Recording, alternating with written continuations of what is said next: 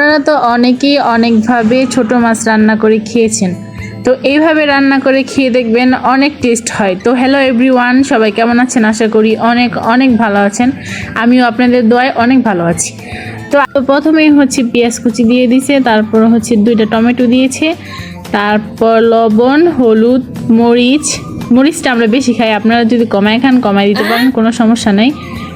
তারপর হচ্ছে দিয়ে দিল আদা রসুন বাটাটা একটু বেশি করে দিবেন, কারণ পেঁয়াজ মরিচ দিয়ে রান্না করা হবে না, তার জন্য একটু পরিমাণ মতন তেল দিয়ে দিবেন। তেল দেওয়ার পর হচ্ছে আপনার এটা ভালো করে, দেখতেই পারতেছেন যে আমার আম্মু একটু তেল দিয়ে দিচ্ছে। তেল দেওয়ার পর একটু ভালো করে এটা মেখে নিতে হবে। আগে মাছটা পরে দিবেন, আগে এগুলা মেখে নেবেন ভালো করে। পরে আম্মু ধনিয়া গুঁড়ো দিতে ভুলে গেছে, তারপর ধনিয়া গুঁড়ো দিল। তারপর একটু ঝাঁকানাকা করে ভালো করে ভালো করে মেখে নেবেন। তারপর হচ্ছে মেখে নেওয়ার পর হচ্ছে আপনারা মাছটা দিয়ে দিবেন। দেখতে পারতেছেন মাছটা ছোট মাছ আর কি। এটা কি মাছ বলে এটা কমেন্ট করে আপনারা জানাবেন, তো আমি ভুলে গেছি কি মাছ, আম্মুকে জিজ্ঞেস করলে আবার বলতে পারবে।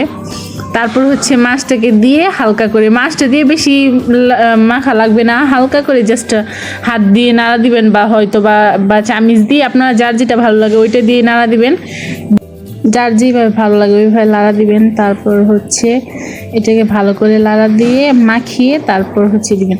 আর আরেকটা কথা হচ্ছে অনেকেই বলেন যে আপু আপনি কমেন্টে রিপ্লাই দেন না কেন? আসলে আমি কমেন্টে রিপ্লাই দিব, এটা এই ভিডিওতে কমেন্ট করে দেন, তারপর কমেন্টে রিপ্লাই দিয়ে দিব। তো হচ্ছে পরিমাণ মতন পানিটা দিয়ে অ্যাড করে দিল। তারপর হচ্ছে কয়েকটা কাঁচামরিচ কুচি দিয়ে দিবেন।